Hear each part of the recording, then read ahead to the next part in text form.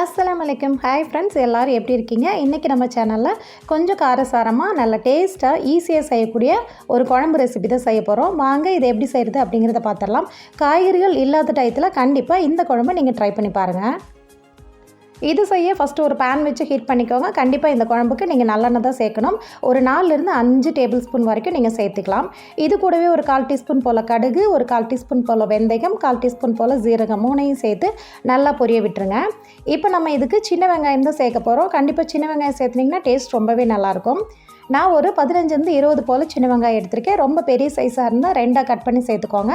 சின்ன சைஸாக இருந்தால் நீங்கள் அப்படியே முழுசாக கூட சேர்த்துக்கலாம். அதை உள்ளே சேர்த்திட்டு வதக்கி விடுங்க. இது கூடயே ஒரு 5 பல் பூண்டு எடுத்திருக்கேன். அதையுமே நான் கட் பண்ணி வச்சுருக்கேன். அதையும் உள்ளே சேர்த்திட்டு வதக்கி விட்டுடலாம். இது கூட ஒரு கொத்து ஃப்ரெஷ்ஷான கருவேப்பிலையுமே சேர்த்துக்கிறேன். சேர்த்திட்டு நல்லா வதக்கி விடுங்க. வெங்காயம் வந்துட்டு ஓரளவுக்கு பாருங்கள், இந்த அளவுக்கு கலர் சேஞ்ச் ஆகி வரணும். இப்போ இந்த ஸ்டேஜில் நம்ம ஸ்டவ்வை லோ ஃப்ளேமில் வச்சுட்டு மிளகாத்தூள் அண்டு மசாலா தூளெல்லாம் சேர்த்துக்கலாம். நான் வந்து இன்றைக்கி தனி மிளகாத்தூள் தான் எடுத்திருக்கேன். காரத்துக்கு தகுந்த மாதிரி 1/2 டீஸ்பூன் மிளகாத்தூள், கூடவே 3 டீஸ்பூன் மல்லித்தூள், ஒரு 1/4 டீஸ்பூன் போல் மஞ்சத்தூள் சேர்த்துக்கிறேன். இதுக்கு பதிலாக நீங்கள் குழம்பு மிளகாத்தூள் சேர்க்குறாந்தா 2 டேபிள் ஸ்பூன் சேர்த்துக்கோங்க, கரெக்டாக இருக்கும். இப்போ அதையும் சேர்த்துட்டு ஒரு நிமிஷத்துக்கு மிக்ஸ் பண்ணி விட்டுட்டு நல்லா பெரிய சைஸில் ஒரு நல்ல பழுத்த தக்காளியை கட் பண்ணி உள்ளே சேர்த்திருக்கேன். இப்போ இந்த தக்காளி சீக்கிரமாக வதங்கி வர்றதுக்காக தேவையான அளவு உப்பையுமே இப்போவே சேர்த்திக்கிறேன். சேர்த்துட்டு நல்லா மிக்ஸ் பண்ணி விட்டுருங்க. பாருங்கள், ஒரு 2 நிமிஷத்துலேயே தக்காளி வந்து நல்லா வதங்கி உங்களுக்கு ஆயில் பிரிய ஆரம்பிச்சிருச்சு. இந்த ஸ்டேஜில் நம்ம கரைச்சி வச்சு புளி தண்ணியை உள்ளே சேர்த்துக்கலாம். நான் ஒரு பெரிய லெமன் சைஸுக்கு புளி எடுத்து அதை நல்லா கரைச்சி தண்ணி எடுத்து வச்சுருக்கேன். அதை இப்போ உள்ளே சேர்த்திக்கிறேன்.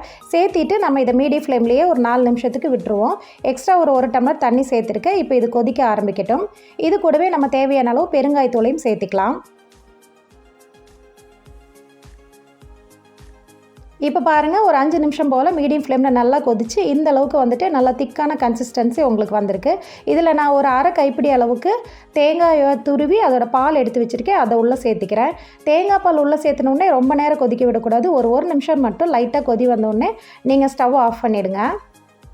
இப்போ இந்த குழம்போட மெயினான இன்க்ரீடியண்ட், அதாவது நான் வந்து அப்பளம் தான் எடுத்து வச்சுருக்கேன். அப்பளத்தை வந்து ஃப்ரை பண்ணி இந்த மாதிரி பீசஸாக போட்டு வச்சுருக்கேன். இதை நம்ம உள்ளே சேர்த்திக்கலாம். சேர்த்துன ஒன்று நீங்கள் வந்துட்டு ஸ்டவ் ஆஃப் பண்ணிவிடுங்க. ரொம்ப நேரம் வந்துட்டு கொதிக்க விடணும் அப்படிங்கிற அவசியம் இல்லை. ஏன்னா தேங்காய் பால் வந்து பிரிய ஆரம்பிச்சிடும். இந்த அப்பளத்தை சேர்த்திட்டு ஒரு 5 நிமிஷத்துலேருந்து 10 நிமிஷம் வரைக்கும் அப்படியே மூடி போட்டு க்ளோஸ் பண்ணிவிடுங்க. அதுக்கப்புறமா நீங்கள் ஒயிட் ரைஸ் கூட சர்வ் பண்ணுங்கள். ரொம்ப நல்லாயிருக்கும். இதுக்கு பதிலாக வெளியே கடைகளில் அப்பளப்பூன்னு சொல்லி விற்பாங்க. நீங்கள் அதை கூட நீங்கள் யூஸ் பண்ணிக்கலாம். ஃப்ரை பண்ணி உள்ளே சேர்த்துக்கலாம்.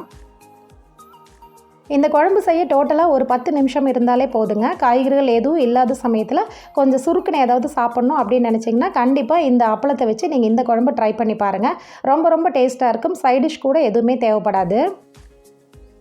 இந்த ரெசிபி இது வரைக்கும் ட்ரை பண்ணாதவங்க கண்டிப்பாக ஒரு தடவையாவது ட்ரை பண்ணி பாருங்கள். அப்படியே இந்த ரெசிபி பிடிச்சிருந்ததுன்னா ஒரு லைக் கொடுத்துருங்க. நம்ம சேனல் ஆஹா வேர்ல்டு இப்போ தான் ஃபஸ்ட் டைமாக பார்க்குறவங்க நம்ம சேனலை சப்ஸ்கிரைப் பண்ணி ஃபாலோ பண்ணுங்கள். நெக்ஸ்ட் இதே மாதிரி ஒரு ஈஸியான டேஸ்டியான ரெசிபியோட எல்லாருமே மீட் பண்ணுறேன். தேங்க்ஸ் ஃபார் வாட்சிங். பாய்.